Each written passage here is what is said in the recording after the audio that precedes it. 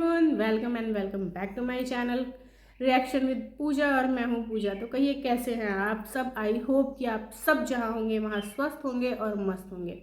तो आज की वीडियो में हम बात करेंगे सपना के लेटेस्ट वीडियो की, यानी कि कल की वीडियो में सपना, देखो सपना के लिए ना एक चीज़ मैंने भी नोटिस करी है, और आप जब सपना के कमेंट सेक्शन में जाएंगे तो ऑडियंस भी बोल रही होती है कि ये चाहे बातों को कहीं से भी शुरू करे, सपना की बातें शुरू कहीं से भी हों, वो ख़त्म ससुराल वालों पे ही जाके होती हैं, और उसे ससुराल वालों से हज़ार प्रॉब्लम, हज़ार चीज़ें हैं। जब तुम्हें ये पता है कि तुम्हारे और तुम्हारे ससुराल वालों के बीच में इतने डिस्प्यूट हैं और दोनों ही तरफ चैनल हैं, तो कंट्रोवर्सी होगी। किसी भी तरीके की अगर तुम बात करती हो, किसी भी तरीके के तुम अल्फाज निकालती हो, तो कंट्रोवर्सी होगी। इतना सब पता होने के बावजूद भी तुम्हारी शिकायतें उनके लिए ख़त्म नहीं होती हैं। क्या ये सच है? मेरे हिसाब से नहीं। सपना ने अपनी शिकायतें ख़त्म की थी, सपना ने अपनी शिकायतें बंद कर दी थी जब वो पुलिस स्टेशन से आई, और उसके बाद जो भी चीज़ें हुई हों, जिसका हमें नहीं पता वो कितनी सही थी कितनी गलत थी, क्या था क्या नहीं था, लेकिन उसके बाद उसने मूव ऑन करा। उसके पहले भी उसने मूव ऑन किया था, लेकिन उसको उकसाया गया, उसको भड़काया गया, उसको पोक किया गया, बार बार बोला गया कि क्या कर रही है क्या नहीं कर रही है, ऐसा है वैसा है, जो भी चीज़ें बोली गई। उसके बाद उसने एक्शन लिए, उसके बाद उसने बोला, उसके बाद वो रो पड़ी, उसके बाद उसने बहुत कुछ किया, लेकिन फिर उसे रियलाइज़ हुआ कि यहाँ उसका कुछ भी नहीं होने वाला है, क्योंकि वो अकेले है, 2 बच्चियाँ उसके पास है, उसे बहुत स्ट्रगल करना पड़ेगा। उसने रियल लाइफ के स्ट्रगल को फेस करा और उसने ये डिसाइड करा कि अब वो फिर से नहीं बोलेगी। उसने चुप रहना ही बेटर समझा और वो चुप रही। जब वो चुप रही, उसने मूव ऑन कर लिया। तो बहुत सारे ऐसे लोग थे जिन्हें मिर्ची लग रही थी कि सपना चुप है, सपना शांत है, सपना आराम से है अपनी लाइफ में, वो जो कर रही है वो बिल्कुल खुशी खुशी कर रही है, वो हंस रही है। लोगों ने चीज़ों को खोजना तलाशना शुरू किया, और ये सपना की बदकिस्मती कहिए या फिर उनकी खुशकिस्मती कहिए कि लोगों को एक छोटी सी चीज़ मिली कि सपना की बच्ची एक ऐसे लड़के के हाथ में थी जिस लड़के का बिहेवियर सपना की बेटी के लिए लोगों को, पब्लिक को, यानी कि सपना की जो रियल ऑडियंस है उनको सही नहीं लगा। ऑडियंस ने सपना के ही कमेंट सेक्शन में ये बोलना शुरू किया कि भाई थोड़ा सा ध्यान दे ले अपनी बिटिया पे, जिस भी तरीके से वो लड़का तुम्हारी बिटिया के साथ कर रहा था वो सेफ़ नहीं है, वो ठीक नहीं है। तो इन चीज़ों को लोगों ने उठाया और रिलेट किया कहाँ से? ससुराल से। अब जो भी लोग चीज़ों को उठा के डायरेक्ट ससुराल से रिलेट करते हैं, उन्हें ये बहुत अच्छे से पता है कि सपना का पिन पॉइंट उसका ससुराल है।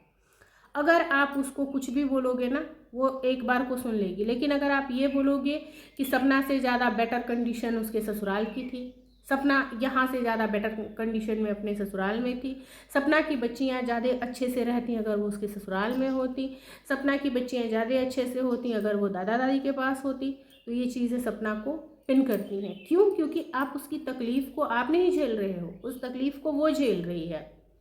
उसे अच्छे से पता है कि वो उस ससुराल को छोड़ के कितनी खुश है, कितनी दुखी है, छोड़ा तो क्यों छोड़ा, और आज जिस भी ज़िंदगी के जिस भी मोड़ पे है वो क्यों है, सिर्फ और सिर्फ उसे पता है। हम में आप में से किसी को नहीं पता ये चीज़ें। पता है तो बताओ। 100% सच किसी को पता है तो बताओ। मानो सपना की 4 गलतियाँ रहती होंगी, मैं ये भी मानती हूँ कि सपना की 4 गलतियाँ रहती होंगी, लेकिन 40 गलतियों पे अपने आप को सच साबित करने के बाद, और जानते हो इंसान वही फ्रस्ट्रेट होता है ना जो सही होते हुए भी झूठा साबित हो जाता है बार बार बार बार। और जब वो बार बार झूठा साबित होता है तो उसके अंदर एक जिद आ जाती है कि मुझे अपने आप को सही साबित करके दिखाना है, मुझे अपने आप को प्रूव करना है कि नहीं, मैं जो कह रही हूँ, मैं जो कह रहा हूँ वही सही है, और यही सपना कर रही है और यही सपना की गलती है। मत करो, किसी को प्रूफ मत करो। अब लोगों ने ये देखा कि भाई सपना के बेटी के साथ तो इस तरीके का बिहेवियर एक लड़का कर रहा है, उन्होंने कहना शुरू किया कि ये तो अपनी दादा दादी के पास होती तो ज़्यादा सेफ होती, दादा दादी, ये लड़की तो अपनी बच्चियों पे भी ध्यान नहीं दे पा रही है। अरे एक बच्चा जो अपनी माँ के पास सेफ नहीं है वो दुनिया के किसी कोने में सेफ नहीं रह सकता है। माँ सब कुछ न्यौछावर करती है, अपने दिन का सुकून और रातों की नींद न्यौछावर करती है अपने बच्चों पे, और सपना भी कर रही है। सपना इतनी मेहनत, इतना स्ट्रगल सब कुछ क्यों कर रही है, किसके लिए कर रही है? अपनी बच्चियों के लिए ही कर रही है। आपको ये दिखता है कि वो उन बच्चियों को लेके उस घर से निकल गई, उसने उन लोगों को छोड़ दिया, चाहे जो भी चीज़ है, उसने वहाँ क्या क्या चीज़ें छोड़ी, आपको ये नहीं दिखता।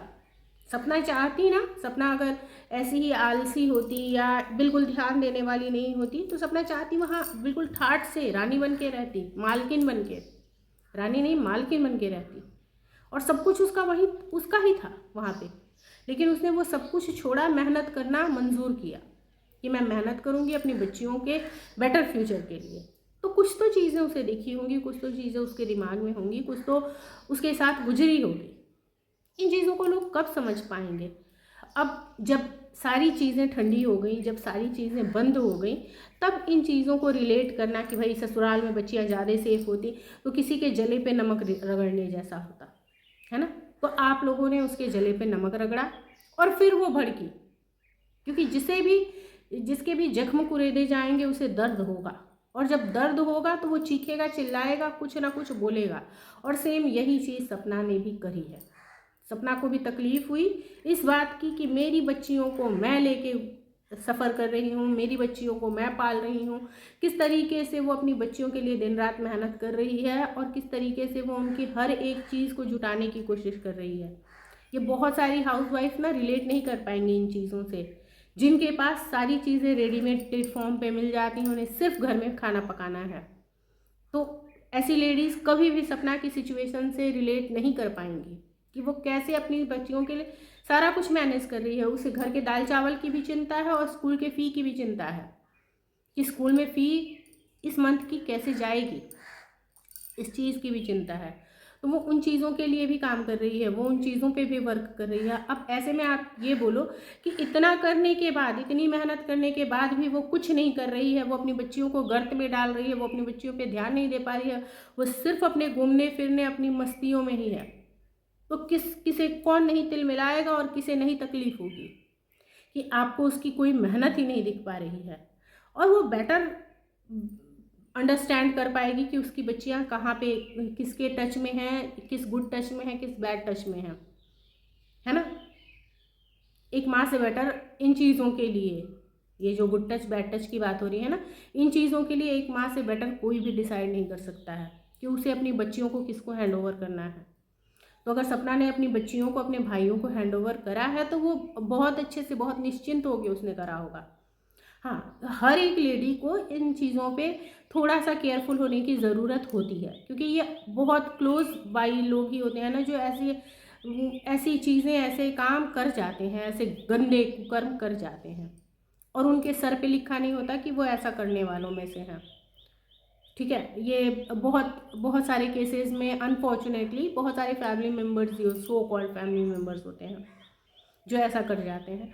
तो इन चीज़ों से सपना भी वाकिफ़ है, उसे भी बहुत अच्छे से पता है कि उसकी बच्चियों के लिए क्या बेटर है, क्या बेटर नहीं है, उसे कैसे अपनी बच्चियों पे वॉच करनी है। किसी को ये बताने की ज़रूरत नहीं है। और ये कितना गंदा है जो आप वीडियोस बना बना के बोल रहे हो कि एक माँ अपनी बच्चियों का ख्याल नहीं रख पा रही है।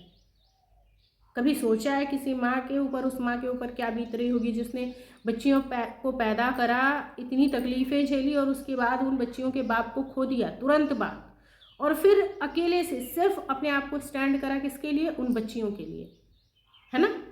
चाहे सूरज जी की बात हो, आरू छोटी थी, बिल्कुल छोटी, 5-6 महीने की। चाहे राजवीर जी की बात हो, आरोही छोटी थी, 4-5 महीने की। उन बच्चियों के लिए ही सपना ने अपने आप को फिर से खड़ा किया, अपने आप को मजबूत किया। वरना जिस परिस्थिति में सपना थी, कोई भी लड़की टूट जाती, बिखर जाती और वो आराम खोजती। लेकिन सपना ने आराम नहीं किया, क्योंकि सपना को पता था कि अगर वो काम नहीं करेगी तो ये उसकी बेटियों के भविष्य के लिए सही नहीं होगा।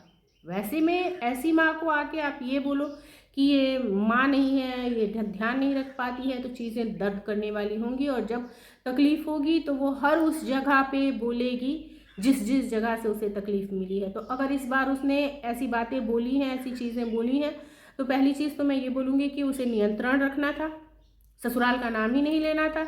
दूसरी चीज़ ये कि जो भी लोग इस चीज़ के लिए सपना को उकसा रहे हैं, उन्हें भी थोड़ा इंसानियत अपने अंदर लानी चाहिए और उन्हें भी सोचना चाहिए कि किन चीज़ों के लिए आप उसे उकसा रहे हो, है ना। चलिए फ्रेंड्स, हम मिलेंगे नेक्स्ट ब्लॉग में। Till then take care, bye.